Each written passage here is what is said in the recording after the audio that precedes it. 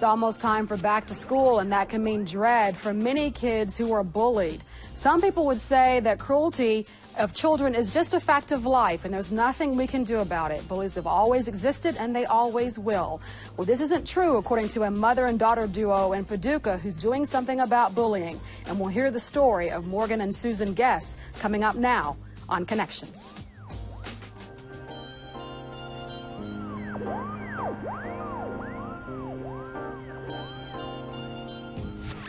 Thanks for joining us for Connections today. I'm Renee Shaw. You know, it is almost back to school time for a lot of kids across the state, and many kids dread going to school not for the academics and the homework, but because they face the reality of being bullied, either in the playground, or the classroom, or elsewhere.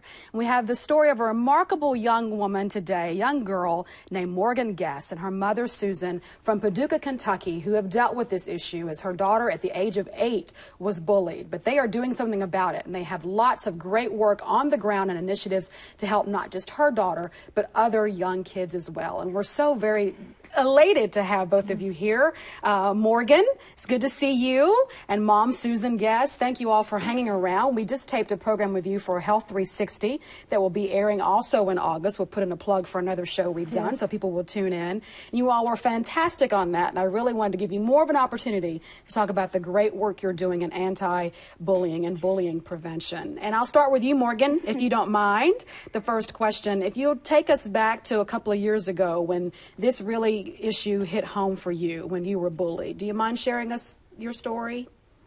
Well, whenever I was 8 years old, it was the beginning of the school year, and this girl thought that she was being my friend. Sometimes she'd be nice, and then other times she'd be pulling my hair, pinching me in the back of the neck, pulling me away from my friends, and it was just tough. Yeah, just tough. And this went on for half of the school year, right? So there were times that, you know, she maybe wanted to be your friend, but then she treated you meanly. So how did you respond to her? What did you do or say to her? Well, I didn't really say anything to her because I was afraid it was going to get worse. Yeah. And whenever Mom figured it out, she moved classes. But then it started to get a little bit worse. It got a little bit worse again, yeah. So, Mom, tell us how you came to know about her situation. Did you witness it, or did she tell you? Did you confront Morgan and say, okay, I saw this, and this doesn't make Mommy happy? Yeah, well, to my surprise, she didn't tell me. And, you know, I think a lot of parents are close to their children, and they think they will tell them. And I work for a company that lets me work her school schedule, so I take her to school every day, pick her up. I'm there a lot, and I was actually taking slushes out on the playground one day, and I just noticed the child had their hands on her a lot, you know, touching her a lot, leading her around, control. I was seeing that really at first. And then I walked her in one day, and I noticed that another little girl asked Morgan to sit with her, and I noticed she just went right by her to sit with the other girl, and we talked about that. And I'm like, why didn't you all sit together? Right. And again, it just started kind of coming together for me. And then when I asked her, of course, she admitted it. And I said, why didn't you tell me? And she said, because I thought it would get worse. And I think she was a little confused, too. And I think kids have a hard time sometimes knowing what is a good relationship, what is a good friendship. Because the first thing Morgan did, because we talked about bad things are going to happen in life, and we can ignore it, blame others, or be part of the solution. So the first thing we really did was Morgan created a YouTube video where she told her story. And she talks in there about how at first she thought she was just having a bad day. And I think, you know, kids want to give other kids the benefit of the doubt. And they may be having a tough time. And because she hadn't witnessed violence, really, I think it was her first introduction and to she didn't know what it looked like. She didn't know what to do with it. She Right. did not know what to do with it. But so we went to the school, and we talked to them, and it did kind of come in waves, which I think was tough for Morgan, too, because she didn't know when it was going to happen. Right. And they did stop the physical violence once we reported it. But there were intimidation issues. Like I'd walk into the gym, and she'd stand up and then stand on Morgan's feet or stand in front of her, or her sister confronted her in the bathroom, or there was another physical incident at the end of the school year where she threw her elbow into Morgan's back. So again, there would be periods of time where things would be fine, but she always had that fear, I think, of it's going to come again. And as much as the school wanted to help and did in many ways help, you know, they can't be with her all the time, and I think that's why it's so important for kids to learn to stand up for themselves if they can, but certainly to tell an adult that they've been bullied. Did you confront the parent of her bully? I did not. You know, people suggested to me that that wasn't a good idea, and I didn't. The school took care of that. Frustration, of course, is with privacy laws, you don't really know what happens with the child. You have to trust the school that it has been taken care of. But that is frustrating for the parent because you don't really know. And in many ways, it looks like nothing was done, when in fact, lots could be done, but you know, you don't feel it, you don't see it happening. Right. You don't see any change in the behavior of the child. But the school was very proactive in terms of counseling with that child and offered counseling to Morgan. We chose to do that privately, but the child did eventually leave the school. And I think that's an important point about counseling for both parties, the victim and the bully, that it's okay that mom knows and that the school is in action, but to have a longer conversation with her about how she's feeling, because I'm sure that probably, you know, you thought about that quite a bit as you kind of, you know, were fearful that perhaps this person would do it again or whatever. Was it helpful for you to talk to people at school, counselors, etc., to help you through it? Did you find that helpful? I did. I felt like I could talk to somebody and not talk in front of everybody. Yeah, yeah. Did your other friends notice that you were being picked on by this particular person?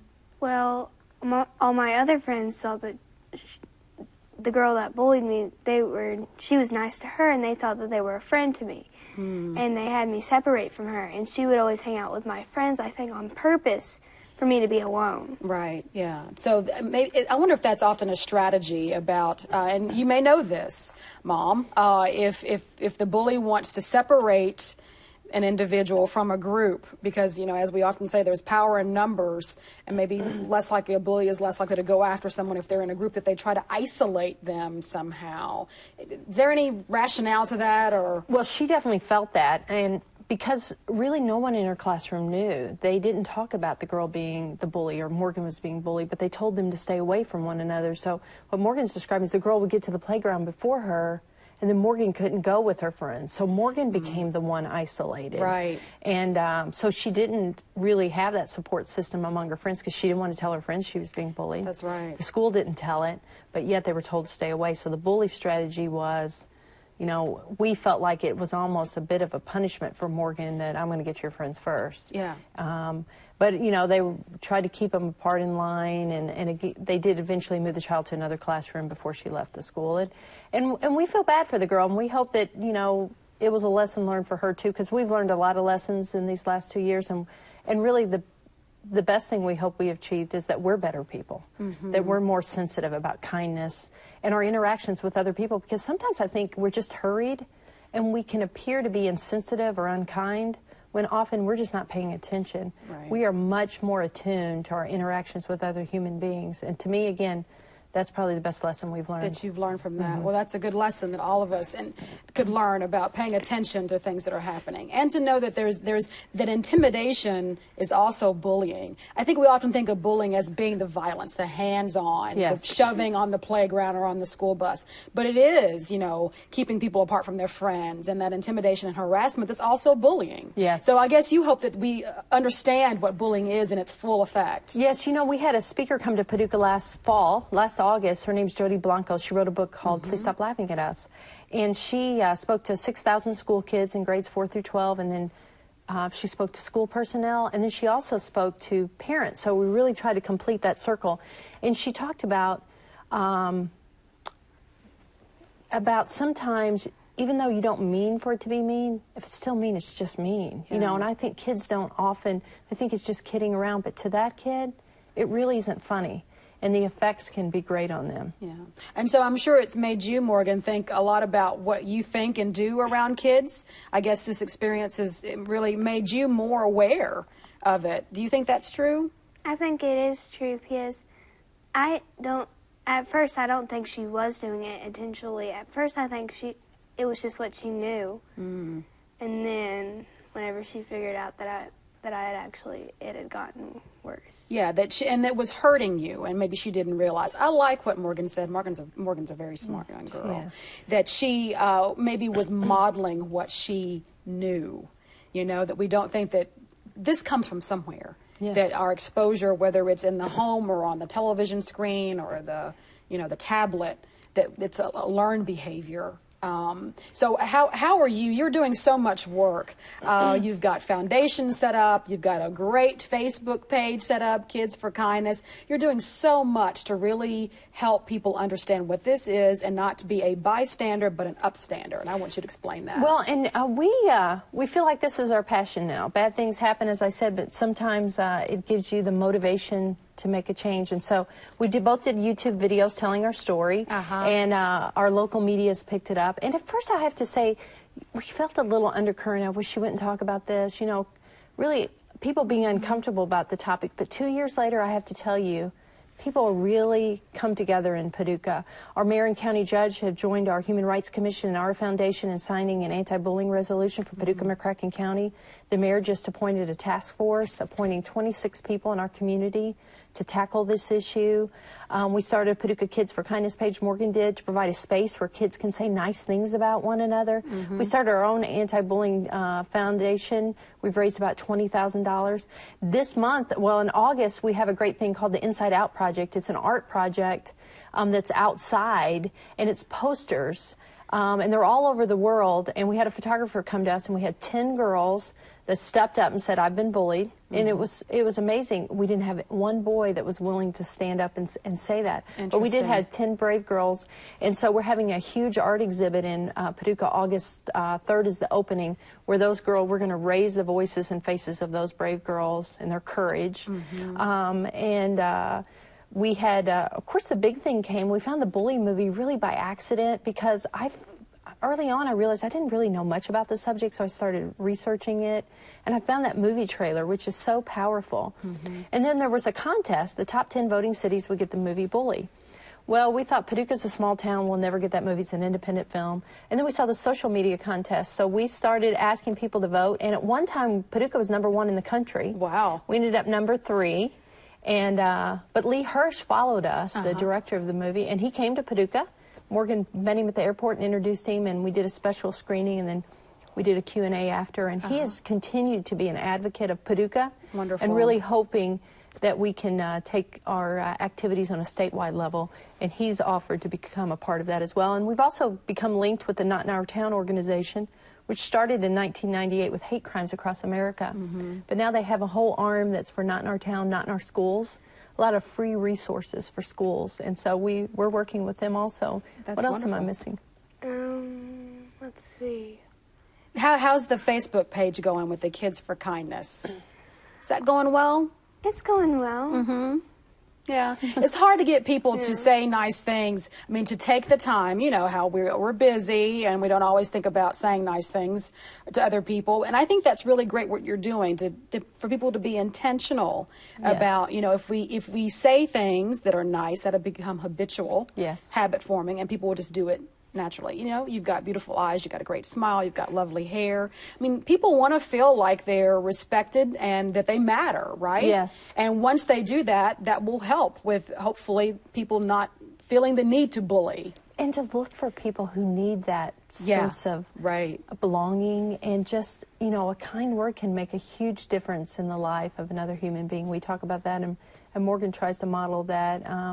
But sometimes I think, it's hard for a 10-year-old to carry the banner for bullying. Yeah. And so that's why it's important that as a community that we've come together and she feels that support. And we said that, probably the best thing, though, is that she's found she has a voice, and it matters, and that she can make a difference. And I think if other young people can feel that sense of accomplishment and to feel good about who they are as human beings by helping someone else.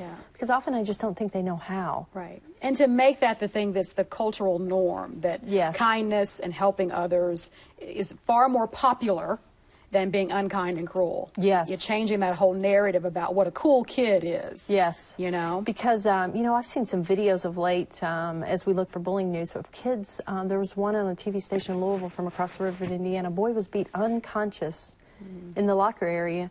And it wasn't that it happened at school that alarmed me. It was that kids just stood there and watched. No one came to his aid. And they didn't even seem to really be outraged by it. He was beat unconscious, and kids watched. And And I know we've talked to some school superintendents that part of it has been we've built a culture where we say, now, if you hit Morgan and she hits you back, you're both going to alternative school. So in some ways, we've set up this apathetic behavior by not getting involved. And I know our school superintendents talked about how can we change that, where kids do feel more empowered to be part of the change, to help someone in need versus just standing there. And you're very careful about not blaming the school or the school system. Why is that, first of all? Because many parents often say, well, if the educators would do their job and keep their eyes on my children and other people's children, we wouldn't have this. So why do you take a different approach? But what do you ultimately think the school's responsibility is? Well, the more I've learned, the more I see 37% of the workforce is bullied. That's not the school's fault. Other than we didn't take care of it when people were young. But is that the school's fault? To me, we had a bad situation that happened in the school. We did. Did everything go the way I wanted? Probably not. Did I do everything they wanted? Probably not. Because we have a lot to learn on this subject. But I think when we turn our heads and we tell our kids to do so, we're part of the problem. And I think the schools are doing the best they can with the resources and skills that they have. I think we can do more to support the schools so that they're better equipped to help. Do I think they're responsible when my child's at school? Yes, but I think we have to recognize that it's a bigger issue than just what happens at the school. It happens at home. I'm surprised how much it happens at home. It happens at churches, at camps. It happens everywhere. So by isolating it to a school problem, I think makes it less significant than it really is. Yeah. So all of your friends now, do they call you like a hero for stepping up for kids who have been bullied? How has your image changed perhaps in Paducah after all that you've shared with people? Well, I think my image has changed because now I'm not the little shy girl. I'm the hero who steps up and is trying to stop bullying. Yeah. So were you shy before? Were you? I was very shy. Very shy? Well, and you don't consider yourself shy now, do you? Just occasionally. But the fact, that you really are showing a great deal of courage that to step out and not just stand up for yourself, but to stand up for others. Because oftentimes when we had the bullying conversation 20 years ago, as your mother might say, that we would just say, just confront the bully, hit him back if he hits you. If he calls you a name, then you call him a name. And you do that tit for tat, and it never gets resolved. So the fact that you're taking a very different approach, a high road, is good. Yes. And I think it's always been important to her that we talk about how difficult it was for her when she did an hour-long presentation at Murray State Conference, and she tells her story in terms of emotionally how tough it is. And I think often somebody said to us, we don't see her suffering. Well, you know what? I think they were telling the truth. They didn't see it, and that is part of the problem. But I mean, physically and emotionally, it really did weigh on her. And can you share that, Morgan, how that weighed on you, how it made you maybe physically ill or upset? Well, once I was starting to get bullied, I had stomach spasms. I was clinically depressed, and the doctor said that I was emotionally unsafe and that I needed to probably move schools. But I didn't want to move schools because all my friends were there, and so it was kind of tough to have the girl who bullied me just there, and I was since she had done it many times, I was afraid that in the next minute she'd strike again. Right. And that fear, you hate to think this beautiful little girl afraid to go to school, or her stomach in knots, clinically depressed. The fact that a 10-year-old now can even say clinically depressed and understand what that means shows that, there was an issue there. So how do you, when you look at how far she's come, since when she was 8 and 2 years ago and this journey first started for you, how do you view the heroism of your little girl? Well, I'm so proud of her. And, I spoke at Rotary a couple weeks ago, and I didn't make the connection. My brother committed suicide when he was 33, and he was bullied when he was 8, and it didn't connect to me at first. He was bullied by a teacher, and I talked about how I didn't stand up for him then. It was a teacher. My mother did, but how I'd go to school and I wouldn't stand up for him because I was afraid. I was never bullied, but I had that connection with him, and how my mother would say that played a role in his suicide. So, when I made the connection, she was 8. I don't think it was coincidence for me to see that together, particularly, that we do it together, that she's able to make a change and she can see that there's a legacy left for her that is with positiveness, and it's change that to me really is significant when you can change the heart of another human being. Did you share that with Morgan before it happened about your I didn't, mother? and it took a period of time for me to really make that connection, because there have been a lot of things in my life that I couldn't. My father died of cancer, that I could have taken on as a role in the community, or to really, to become involved in. But it really wasn't until she was bullied, and then I could see the layering effects in my own life of bullying, that I saw how significant it was for us to stand up, because it is hard. Yeah. You fear retaliation, and I think a lot of parents do. But, we have a bill in Kentucky that protects us from that when you report a bullying incident, you are protected. And I think we do have good legislation, because a lot of people say, should we have new laws? I don't think it's about creating new laws. And I know we talk about, too, if we can change cultures and behaviors. I heard this earlier, but we talk about this, too. Smoking, drinking, and driving. There's a number of issues we can change the culture of bullying. And that leads you to think that if you can change how we deal and look at smoking and those things, that surely we can move the needle on bullying. When we talked to you for the episode of Health 360, you rattled off statistics as if they were just your first and middle and last name. And I'll save you and spare you from doing that here, but I'll just say that, as you shared, 160,000 kids miss school every day because they're afraid. That's nationwide. 1 out of 5 kids who bully another child will spend time in jail by the time they reach age 25. The most startling to me is that Kentucky leads the nation in teen suicide attempts. So really what we've tried to do is, again, hoping the governor will appoint a statewide alliance and seeing how these tie to quality of life measurements for Kentuckians.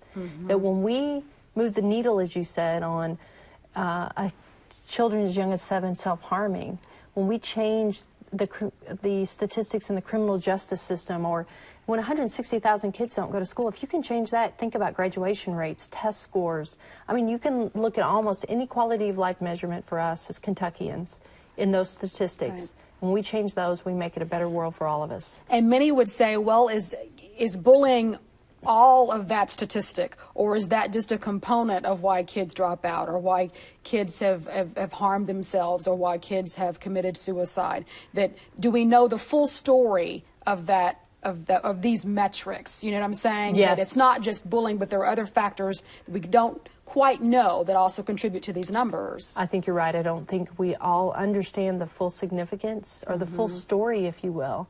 And what part of it is other factors, the kids that are self-harming at 7, it's probably bullying, but there may be more to that story also. Right. So where do you go from here now? I mean, now that you're 10, and is that middle school? Help me out here. She's starting intermediate school. Intermediate school, because it's a little different in Paducah, McCracken County. Yes.